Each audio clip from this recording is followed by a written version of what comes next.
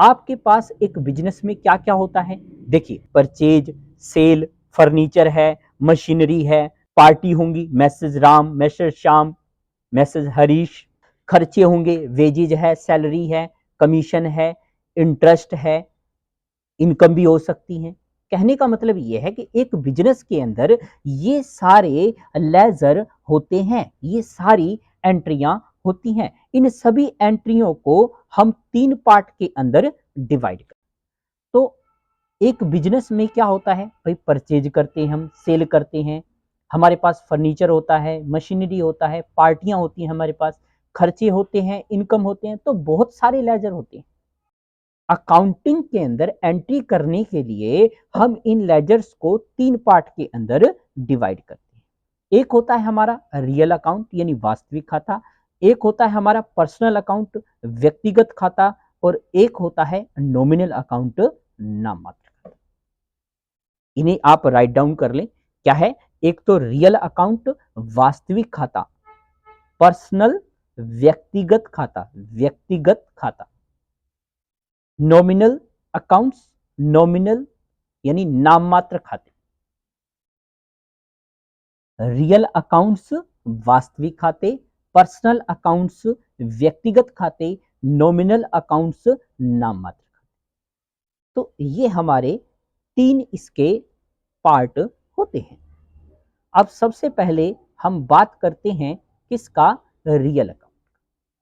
देखो, real account के नाम से ही आपको स्पष्ट हो रहा होगा। रियल अकाउंट, रियल का मतलब क्या होता है? वास्तविक, सचमुच में, असल में, रियल में। हमें इसके नाम से ही पता चलता है कि रियल अकाउंट कौन कौन से होते हैं। उन सभी वस्तुओं के खाते जो हमारे पास वास्तव में हैं, सचमुच में हैं, जिनको आप क्या कर सकते हो? छू सकते हो, मूव कर सकते हो, देख सकते हो। यानी अपनी सारी की सारी फिक्स असेट्स की लेजर हमारी रियल अकाउंट की लेजर होती है। अब देखिए, फिक्स असेट्स की जो लेजर है वो हमारी रियल अकाउंट की लेजर होती है। यहां पर मैं आपको बता दूं कि फिक्स असेट्स क्या होता है। जो आप बिजनेस करने के लिए परचेज करते हैं, जिसको आप 1 साल के अंदर करेंसी में कन्वर्ट नहीं करना चाहते, उससे क्या करेंगे? उससे आप बिजनेस करेंगे। जैसे कि हमारे पास फर्नीचर है। फर्नीचर किस लिए है? फर्नीचर हम अपने बिजनेस करने के लिए है। मशीनरी है हमारे पास, हमारे व्हीकल हैं, लैंड है, बिल्डिंग है, कैश है, गुड्स है। ये क्या है? ये सारी की सारी हमारे पास असेट्स है।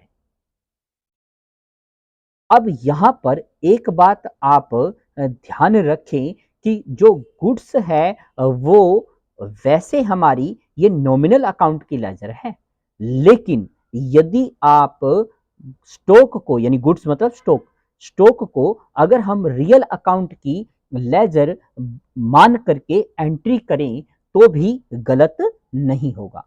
तो गुड्स हमारी रियल अकाउंट की लेजर है। तो गुड्स से बनने वाली सभी लेजर भी हमारी रियल अकाउंट की लेजर हो सकती हैं। हो सकती हैं, हम इसीलिए कह रहे हैं।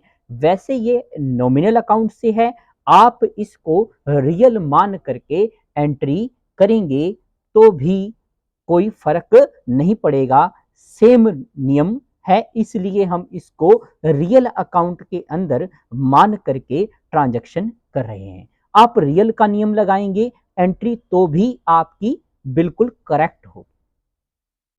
तो यहां पर हमारे पास गुड्स से बनने वाली सभी लेजर, यानी गुड्स से बनने वाली लेजर क्या होती हैं? ध्यान रखें, गुड्स क्या होता है भाई? जिसके अंदर आपका बिजनेस है वो हमारी गुड्स होती है, हमारा स्टॉक होता है। या आप ऐसे बोलें कि जो आप परचेज करते हैं सेल करने के पर्पज से, आपने परचेज किया और पहले ही सोच लिया कि इसको मुझे क्या करना है? बेचना है, तो वो हमारी गुड्स कहलाती है, हमारा स्टॉक कहलाता है। गुड्स से बनने वाली सभी लेजर, यानी जो गुड्स के ऊपर क्या करे, वो हमारे स्टॉक पर प्रभाव डाले, जो स्टॉक पर प्रभाव डालती हैं वो सारी लेजर भी हमारी रियल अकाउंट की लेजर हो सकती हैं। स्टॉक पर क्या होना चाहिए, प्रभाव पड़ना चाहिए। यानी कैसे, जैसे हम परचेज कर रहे हैं, ठीक है, अब परचेज करोगे तो जो भी सामान आपके पास है आपने कुछ और खरीद लिया, इसका मतलब क्या है कि स्टॉक बढ़ गया। हमने सेल किया, भाई जितना हमारे पास था उसमें से कुछ कम हो गया, सेल किया तो क्या हुआ, उसमें से कम हो गया, स्टॉक पर फर्क पड़ रहा है। परचेज रिटर्न, हमने सामान खरीदा था उसमें से कुछ खराब निकल गया, डेट ऑफ एक्सपायरी हो गया, कुछ भी हो सकता है, उसमें से खराब निकल गया, हमने किसी भी रीजन से उसको क्या किया, रिटर्न कर दिया, तो क्या हुआ, स्टॉक कम हो गया। सेल रिटर्न, हमने कस्टमर को माल सेल किया था, सामने वाली पार्टी ने उसने हमें रिटर्न कर दिया, हमारा स्टॉक क्या हो गया, बढ़ गया। परचेज डिस्ट्रॉय, परचेज करके लेके आ रहे थे, रास्ते में एक एक्सीडेंट हुआ जिसके अंदर कुछ सामान खराब हो गया, डिस्ट्रॉयड हो गया, स्टॉक क्या हो गया, कम हो गया। सेल डिस्ट्रॉयड, कस्टमर को माल सेल कर दिया, लेकर के जा रहा था, रास्ते जिम्मेवारी हमारी थी, सामान खराब हो गया तो हमारा क्या हो गया, स्टॉक कम हो गया। गोडाउन डिस्ट्रॉय, अब गोडाउन में रखा हुआ है सामान, वो डेट ऑफ एक्सपायरी हो गया, हमने ध्यान नहीं दिया, डेट ऑफ एक्सपायरी हो गया, चोरी हो गया, लॉस बाय थेफ्ट, आग लगने से नष्ट हो गया, लॉस बाय फायर, गुड्स हमने निकाल लिया, ड्रॉ किया, भाई हमने चैरिटी के रूप में दे दिया, हमने गुड्स निकाल करके उसको यूज कर लिया, यानी क्या हो रहा है, कम हो रहा है, स्टॉक पर फर्क पड़ रहा है। जो स्टॉक पर फर्क पड़ना चाहिए वो सारी लेजर हमारी रियल अकाउंट की लेजर हो सकते हैं, वो होते हैं, आप इनको रियल अकाउंट की लेजर मान करके ही एंट्री हम करने वाले हैं। यहां पर हम आपको एक नोट्स इसलिए दे रहे हैं, आप इसको समझ लें। वैसे यह सभी अकाउंट नॉमिनल अकाउंट होते हैं, मगर इनको रियल अकाउंट मान के भी एंट्री की जा सकती है, कोई प्रॉब्लम नहीं है, तो आप इसको रियल अकाउंट मान करके एंट्री करें, कोई दिक्कत नहीं आएगी, आपकी एंट्री बिल्कुल करेक्ट होगी। अब हम आगे बढ़ते हैं। पर्सनल अकाउंट, पर्सनल अकाउंट क्या होता है, व्यक्तिगत खाता। देखो पर्सनल को आपने पर्सनल नहीं लेना, अकाउंट्स की भाषा में पर्सनल का मतलब सिर्फ एक व्यक्ति से नहीं होता, जिस लेजर में किसी व्यक्ति विशेष, फर्म, एक फर्म से मतलब होता है, एक कंपनी से मतलब होता है, एक शॉप से होता है, फैक्ट्री से होता है, संस्था से होता है, एसोसिएशन से होता है, सिर्फ एक, यहां पर एक सिर्फ एक व्यक्ति की बात नहीं हो रही है, यहां पर एक किसी भी कोई फर्म है, कोई कंपनी है, कोई संस्था है, कोई फैक्ट्री है, कोई एसोसिएशन है, यानी जिनसे भी आप माल परचेज करेंगे, आप ऐसे समझिए, जिनसे भी आप माल परचेज करेंगे,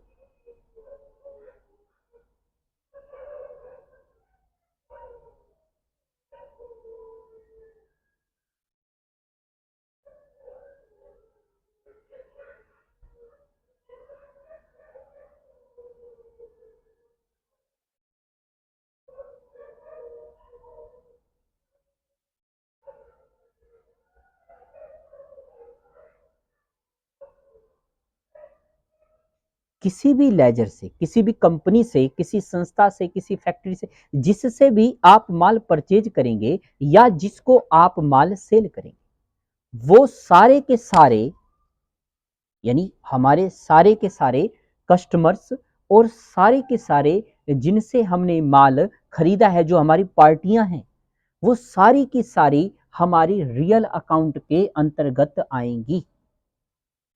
क्लियर है?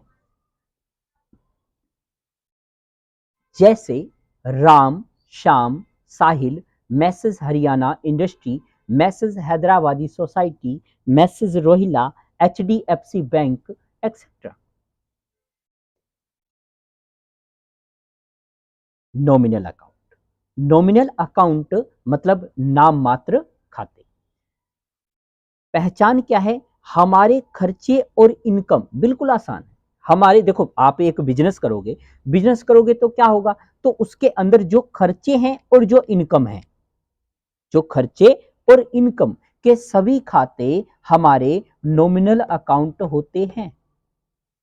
नॉमिनल अकाउंट में क्या आएगा? हमारे खर्चे और इनकम के सभी खाते नॉमिनल अकाउंट होते हैं। जो मैं आपको यह सिखा रहा हूं वो एक एक पॉइंट बहुत ही इंपॉर्टेंट है। आप एक एक बात को अपनी नोटबुक के अंदर नोट करके चलें। यह आपकी अकाउंट सीखने में बहुत ज्यादा हेल्प करने वाले पॉइंट हैं। हम नेक्स्ट आगे बढ़ते हैं। नॉमिनल के जैसे इसमें क्या क्या आएगा? रेंट है, सैलरी है, पेट्रोल का खर्चा है, इलेक्ट्रिसिटी का बिल है, डिस्काउंट अलाउड है, डिस्काउंट रिसीव्ड है, वेजेज है, कार्टेज है। ये सारे के सारे जो भी बिजनेस करने के लिए जो खर्चे हो रहे हैं, जो इनकम हो रही है, वो सारा का सारा हमारा किस में आएगा? वो सारा का सारा हमारा नॉमिनल अकाउंट के अंतर्गत। तो आपने क्या सीखा? रियल अकाउंट के अंतर्गत क्या आएगा? रियल के अंदर हमारी सारी फिक्स असेट्स की लेजर प्लस आपकी करंट असेट्स प्लस मैंने आपको बताया स्टॉक। यानी फिक्स असेट्स के अंदर हमारे पास machinery, furniture, land and building, ठीक है ना, और व्हीकल और कैश, बैंक और स्टॉक। अब स्टॉक्स को आपने पकड़ना है, पकड़ना इन द सेंस ध्यान रखना है। स्टॉक के अंदर जो स्टॉक से बनने वाली वो सारी लेजर भी हमारी रियल अकाउंट के अंतर्गत आएंगी। स्टॉक को प्रभाव डालने वाली, जो स्टॉक को इफेक्ट डालती हो, वो सारी लेजर भी हमारी किस में आएंगी? वो सारी लेजर भी हमारी रियल अकाउंट के अंतर्गत आएंगी। यानी जो क्या कर रहा हो, जो स्टॉक पर प्रभाव डाल रहा हो, purchase, sale, purchase return, sale return, purchase destroy, sale destroyed, goods destroyed, godown destroyed, goods draw. Stock पर फर्क पड़ना चाहिए। वो सारी की सारी लेजर हमारी रियल अकाउंट की लेजर होती हैं। पर्सनल अकाउंट, व्यक्तिगत खाता, हमारी जो क्या है, जो हम जिनसे भी हमने माल परचेज किया है और जिनको हमने माल सेल किया है, वो सारी की सारी हमारी पर्सनल अकाउंट के अंतर्गत आएंगी। नॉमिनल में क्या आएगा? हम जो बिजनेस कर रहे हैं, जो भी खर्चे और इनकम है, उन सभी के खाते हमारे नॉमिनल अकाउंट के अंतर्गत आएंगे। क्या अब आपको मैं किसी भी व्यक्ति से, इन द सेंस मैं आपको एक रियल अकाउंट के व्यक्ति से मिलवाऊं तो क्या आप पहचान लेंगे कि ये रियल अकाउंट वाला व्यक्ति है, ये रियल अकाउंट वाली लेजर है? आप पहचान लेंगे कि ये पर्सनल अकाउंट वाली लेजर है? क्या आप पहचान लेंगे कि यह नॉमिनल अकाउंट वाली लेजर है? यह आपको पहचानने के बाद उसके ऊपर क्या करना है? उसके ऊपर हमें उसका नियम लागू करना है। खातों की पहचान हो जाने के बाद खातों को डेबिट और क्रेडिट करके जर्नल एंट्री करने के लिए हम खातों के रूल को प्रयोग करते हैं। आपको पहचान हो गई कि भाई ये हमारा रियल का है, ये हमारा पर्सनल का है, ये हमारा नॉमिनल का है। उसके बाद क्या करना है? उसके बाद जिस खाते का जो है, उस खाते के ऊपर उसका नियम आपने अप्लाई करना है।